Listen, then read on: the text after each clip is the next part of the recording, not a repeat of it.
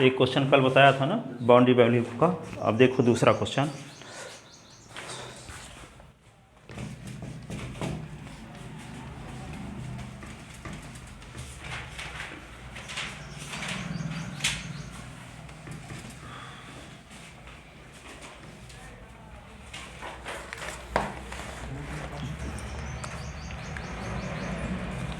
तो देखो solve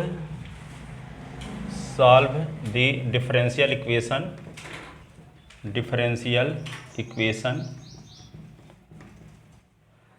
solve the differential equation by Laplace transform method. ठीक है, यहाँ d2 Y ds2 plus by is equal to T. यहाँ पे दिया है dy upon dt is equal to 1 when t is equal to 0 और बाई इज इक्वल टू 0 दिया है when t is equal to pi. ठीक है, इसी क्वेश्चन को ऐसे भी पूछा जा सकता है, solve boundary value problem d2 by upon dx2 dt2 होना चाहिए ना, गलत लिख दिए हैं, यहाँ dt2 होगा plus by is equal to t और यहाँ y dash 0 is equal to 1 और यहाँ पे y pi is equal to 0। ठीक है ना, इसका मतलब क्या है कि इसमें जब t की वैल्यू 0 है तो बाई डैश की वैल्यू 1 है। सुनो अब है, यहाँ t की वैल्यू पाई है तो बाई की वैल्यू 0 है। ठीक है, तो ये डिफरेंशियल इक्वेशन का ऑर्डर क्या है, 2 है। कैसे पता चला कि ऑर्डर 2 है, क्योंकि बाई का 2 बार यहाँ डिफरेंशियल है। इस डिफरेंशियल इक्वेशन में बाई का 2 बार डिफरेंशियल है, इसलिए इसका ऑर्डर 2 है। तो जब इसका ऑर्डर 2 है तो 2 कंडीशन दी रहेगी, ऑर्डर 3 रहेगा तो 3 कंडीशन दी रहेगी, 4 ऑर्डर है तो 4 कंडीशन दी रहेगी। यहाँ पे देखो जो थर्ड सेम में पढ़े थे तो यहाँ पे जो वैल्यू रहती थी, जैसे यहाँ पे क्या है, टी की वैल्यू 0 के संगत बाई डैश की वैल्यू 1, टी की वैल्यू पाई के संगत बाई की वैल्यू 0, तो वहाँ पे जो आप इनिशियल वैल्यू प्रॉब्लम उसे कहते हैं जहाँ यहाँ पे 2, जैसे मान लो बाई है ये टी है तो बाई का डिफरेंशियल किया गया है, किसके रिस्पेक्ट है, टी के रिस्पेक्ट, तो बाई कहलाएगा इंडिपेंडेंट वेरिएबल और टी कहलाएगा इंडिपेंडेंट वेरिएबल। ठीक है, बाई कहलाएगा परतंत्र चर और टी कहलाएगा स्वतंत्र चर। ठीक है, तो बाई जब कहलाएगा डिपेंडेंट वेरिएबल, टी कहलाएगा इंडिपेंडेंट वेरिएबल। तो यहाँ देखो जो इंडिपेंडेंट वेरिएबल की वैल्यू यहाँ पे सेम जब रहती है, दोनों में 2 कंडीशन दी है तो दोनों में सेम हो। ठीक है, 3 कंडीशन तीनों में सेम हो इंडिपेंडेंट वेरिएबल की वैल्यू, तब उसको कहते हैं इनिशियल वैल्यू प्रॉब्लम। अब जहाँ इंडिपेंडेंट वेरिएबल की वैल्यू डिफरेंट हो, जैसे यहाँ टी की वैल्यू 0 तो बाई डैश की वैल्यू 1, टी की वैल्यू पाई, यहाँ टी की वैल्यू 0 नहीं है, यहाँ भी 0 यदि होता, ठीक है, तब हम ये कहते कि यह है इनिशियल वैल्यू प्रॉब्लम है। क्या है, इनिशियल वैल्यू प्रॉब्लम है। लेकिन यहाँ पे इंडिपेंडेंट वेरिएबल टी है तो टी की वैल्यू 0 के संगत बाई डैश की वैल्यू 1 और टी की वैल्यू पाई के संगत बाई की वैल्यू 0, तो यहाँ टी की वैल्यू सेम नहीं है, इसलिए क्या है ये बाउंड्री वैल्यू प्रॉब्लम। ठीक है, और यहाँ पे इंडिपेंडेंट वेरिएबल की वैल्यू यदि क्या होती, सेम होती, तो क्या कहलाता, इनिशियल वैल्यू प्रॉब्लम। समझ में आया? तो चलो देखो अब इसको सॉल्व करते हैं। हाँ, इंडिपेंडेंट वेरिएबल की वैल्यू कंडीशन में इंडिपेंडेंट वेरिएबल की वैल्यू डिफरेंट रहती है, सेम नहीं रहती। इनिशियल वैल्यू प्रॉब्लम में इंडिपेंडेंट वेरिएबल की वैल्यू हर एक कंडीशन में सेम रहती है।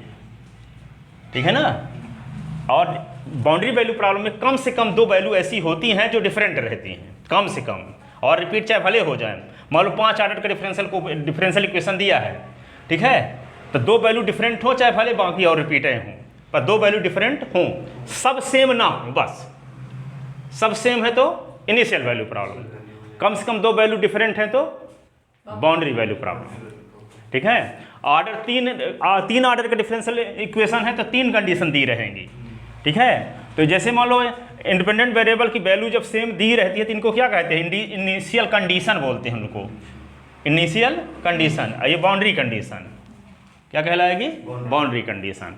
तो कोई डिफरेंशियल इक्वेशन बाउंड्री कंडीशन के साथ बाउंड्री वैल्यू प्रॉब्लम कहलाता है, कोई डिफरेंशियल इक्वेशन इनिशियल कंडीशन के साथ इनिशियल वैल्यू प्रॉब्लम कहलाता है। ठीक है, कोई डिफरेंशियल इक्वेशन के साथ इनिशियल वैल्यू प्रॉब्लम कहलाता है, और कोई डिफरेंशियल इक्वेशन बाउंड्री कंडीशन के साथ बाउंड्री वैल्यू प्रॉब्लम कहलाता है। तो कोई डिफरेंशियल इक्वेशन इनिशियल कंडीशन के साथ इनिशियल वैल्यू प्रॉब्लम कहलाता है, जिसको आप थर्ड सेम में पढ़े हो। अब यहाँ फोर्थ में क्या पढ़ोगे, बाउंड्री वैल्यू प्रॉब्लम। ठीक है, तो चलो देखो आगे, तो इसको सॉल्व करते हैं। तो सॉल्व करने के लिए तो आप जानते हो, पहले से थर्ड ईयर से पढ़ते चले आए हो। इसको लिखते हैं बाई डबल डैश टी, इसको लिखोगे y T is equal to t, और दोनों साइड का हम लाप्लास ट्रांसफॉर्म करेंगे, taking Laplace transform, taking Laplace transform on both side. ठीक है, तो लाप्लास ट्रांसफॉर्म करते हैं दोनों साइड का, by double dash T Laplace transform of T by T Laplace transform of T. ठीक है, अब देखो यहाँ पे बाई डबल डैश टी है, तो क्या लिखेंगे इसको, इसका फार्मूला पिछले साल बताए थे, पी स्क्वायर।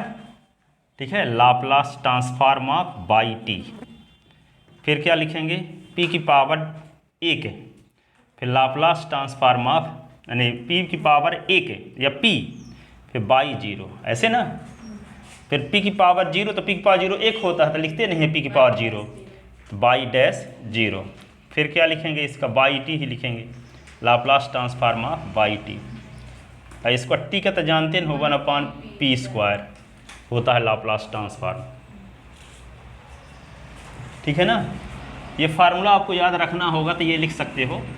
जैसे मान लो लाप्लास ट्रांसफॉर्म ऑफ क्या है, बाई, यहाँ पे बाई ट्रिपल डैश मान लो है, या ट्रिपल डैश टी, ऐसे।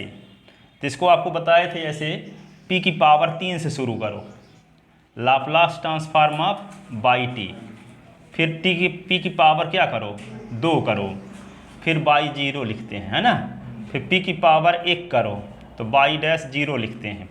ठीक है, फिर क्या लिखेंगे लास्ट में, पी की पावर 0 तो बाई डबल डैश जीरो, ऐसे। ठीक है, Laplace transform of by 4t है, तो क्या करेंगे, पी की power 4 Laplace transform of by T, फिर पी की पावर 3 बाई जीरो, पी की power 2 Y dash zero, P की power 1 Y double dash zero, फिर बाई ट्रिपल डैश जीरो। ठीक है, समझ में आ गया। तो यहाँ पे Laplace transform of Y N T है, तो पी की पावर n। ठीक है, Laplace transform of by T, ठीक है, पी की पावर n-1, ठीक है, बाई जीरो, पी की power n-2 by dash zero, by dash zero. ठीक है, लास्ट में क्या है, n जब यहाँ 4 बार है ना, तो यहाँ पे क्या गया 3 बार डिफरेंशियल, तो जब n रहेगा तो लास्ट लिखेंगे बाई n-1 डेरिवेटिव की वैल्यू 0 पॉइंट पर। ठीक है, ये होगा इसका फार्मूला। अब यहाँ पे देखो, इसको सॉल्व करते हैं, ये फार्मूला बगल में लिख लेना। अब देखो, इसमें ये फार्मूला लगा दिए, तब जो वैल्यू आपको पता है, देखो यहाँ पे Laplace transform of by T यहाँ भी है और Laplace transform of by T यहाँ भी है, तो इन दोनों को इकट्ठा करके कॉमन ले सकते हैं यहाँ Laplace transform of by T, तो बचेगा क्या, पी स्क्वायर प्लस 1, क्या बचेगा, P square plus 1 Laplace transform of by T. ठीक है, फिर p इंटू बाई जीरो की वैल्यू क्या है, बोलो बाई जीरो की वैल्यू क्या है, बाई जीरो की वैल्यू पता ही नहीं है, तो बाई जीरो लिखे रहो, या कुछ राइटर ए मान लेते हैं, स्मॉल ए माने लेते हैं हम भी, आपके गोयल एंड गुप्ता में ही यही माना है ए। ठीक है, ए मान लिए, बाई डैश जीरो की वैल्यू क्या है 1, यहाँ पे यल बाई टी तो लिख चुके हैं, ये होगा 1/p²। ठीक है, आप क्या करेंगे, इसको उस साइड में ले जाओ, तो यहाँ पे p² ऊपर लिखते हैं,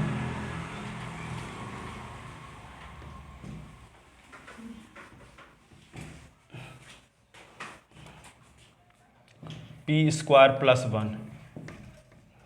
ठीक है, Laplace transform of by T is equal to, इसको उस साइड में जब ले जाएंगे तो क्या होगा, AP + 1 + 1/p²। यही ना। अब p² + 1 को उधर ले जाओ तो सब में भाग हो जाएगा, तो Laplace transform of by T is equal to क्या होगा, AP/p² + 1, फिर 1/p² + 1, 1/p² और p² + 1, ऐसे। ठीक है ना।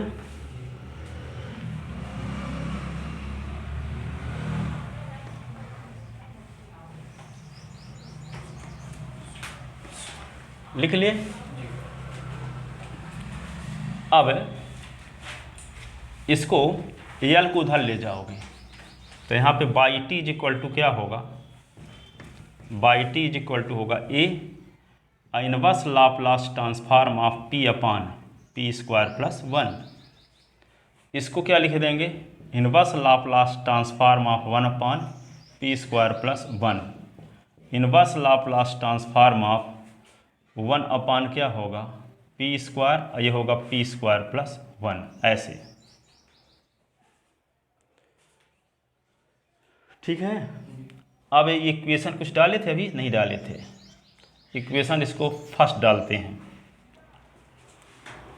या फर्स्ट ना डालो अभी, क्योंकि अभी जिसका जितना रास्ता दिख रहा है उतना तो सॉल्व करो। ए इसका तो जानते हो क्या होता है, inverse Laplace trans sine and cos t होता है। इसका क्या होगा, sin t होगा। इसका क्या होगा नहीं जानते, तभी इसको लिखे रहो। तो 1/p², ये p² + 1। अब देखो यहाँ बगल में फार्मूला लिख दो, inverse Laplace transform of p/p² + a², तो क्या होता है, cos at, inverse Laplace transform of a/p² + a², तो क्या होता है, sin at। जानते हो ना। अब एक ये भी फार्मूला आप पढ़े थे कि किसी फंक्शन का मान लो fp का आप निकालते हो क्या, इनवर्स लाप्लास ट्रांसफॉर्म, तो आता है क्या, ft। क्या आता है, ft।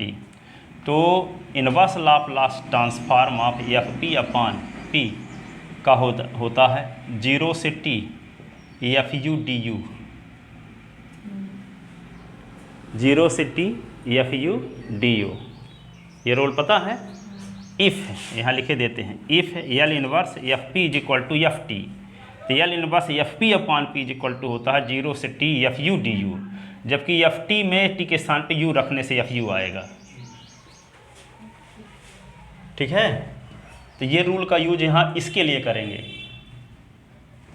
एक तरीका है कि इसको पार्शियल फ्रैक्शन में ब्रेक कर दो, और एक तरीका है ये वाला रूल लगा दो। ठीक है, तो यहाँ पे क्या करोगे, इसको पहले हम क्या करेंगे, p² को हम 2 किस्तों में 2 बार p का भाग देंगे ना, ये वाला रूल 2 बार लगाएंगे। तो पहले हम 1/p² + 1 का लाप्लास ट्रांसफॉर्म निकाल लें और उसको दर्शा लें कैपिटल FT से। किससे डिनोट कर लें, कैपिटल FT से। ये बगल में ये फार्मूले लिखे हुए हैं। अब हम ये इक्वेशन फर्स्ट डाले हैं इसका नाम। अब इसको हम इक्वेशन फर्स्ट के लिए जिसकी ज़रूरत है वे निकालते हैं। तो we see that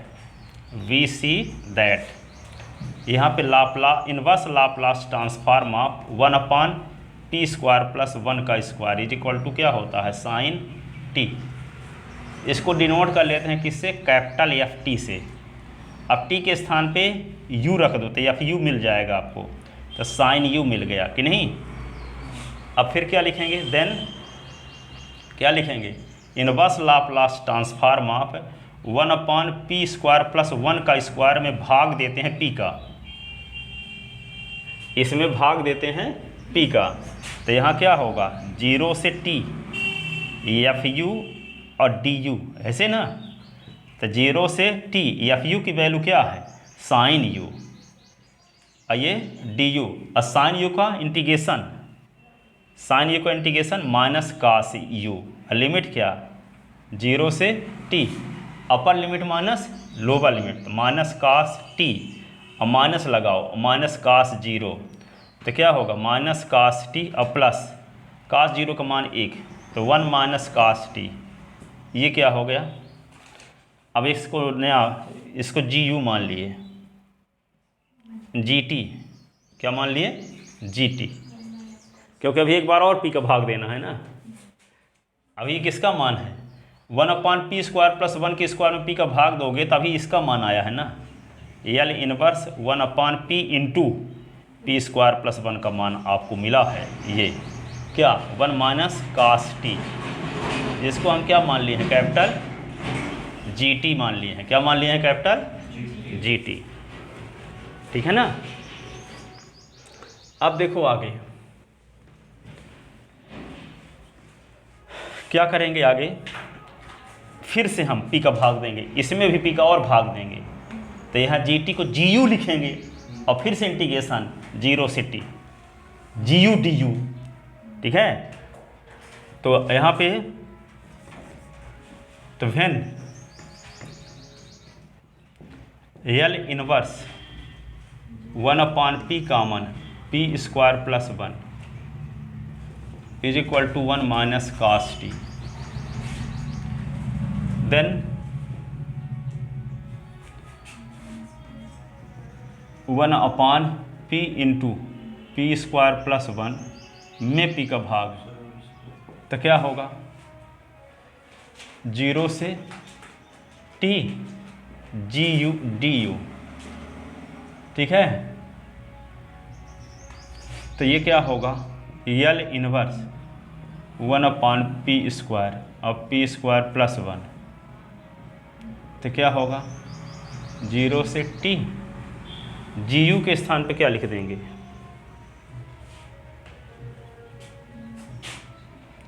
1 minus cos u, ऐसे ना 1 माइनस कास u। अब इसको क्या लिखेंगे, इसका इंटीग्रेशन 1 का इंटीग्रेशन होगा u और कास u का साइन u, और लिमिट 0 से t, तो अपर लिमिट माइनस t और माइनस साइन t, और 0 माइनस साइन 0 तो सब 0 हो जाएगा, इतने बचेगा ना, तो इतने की वैल्यू आ गई। अब क्या करेंगे पुटिंग एबव वैल्यू, यह इक्वेशन सेकंड इसको डाल लो, putting the value from equation second, putting the value from equation second in equation first, ये सब हम इधर का मिटाते हैं, आप सबको लिख चुके होंगे।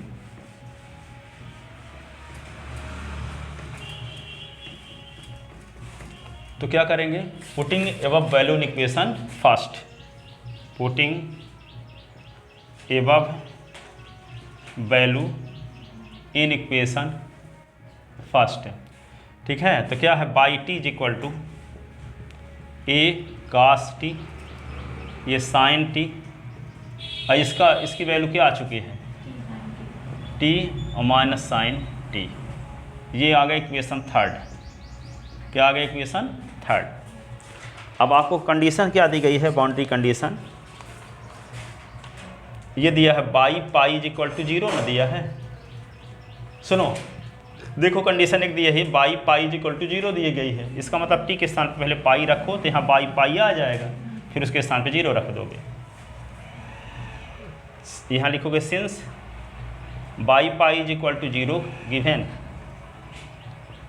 Therefore we put t is equal to pi in equation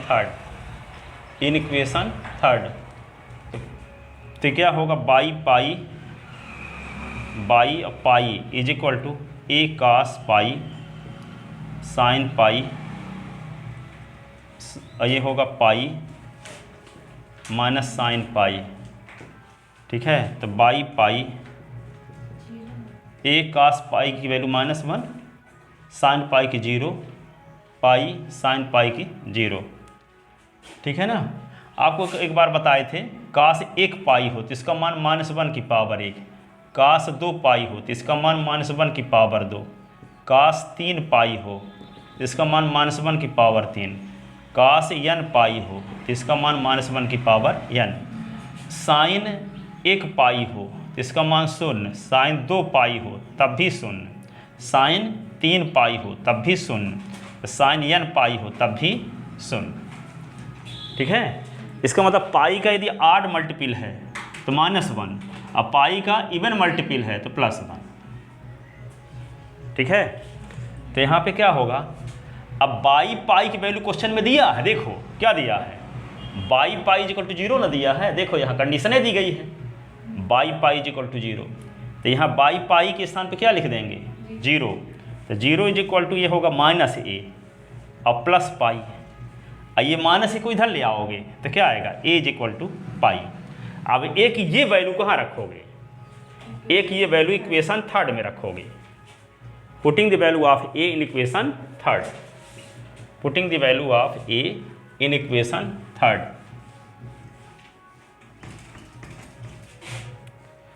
putting the value of a, putting the value of a in equation 3 में रख दो, तो 3 क्या है, Y T is equal to, A की वैल्यू पाई आ चुकी है तो पाई कास टी। ठीक है। और यहाँ साइन टी, साइन टी, और ये क्या होगा टी, और माइनस साइन टी, तो कट गया ना एक ठो, तो क्या बचा y T is equal to pi cos t plus t. तो यही इसका रिक्वायर्ड सलूशन है। लिख लें। एक और क्वेश्चन देखो।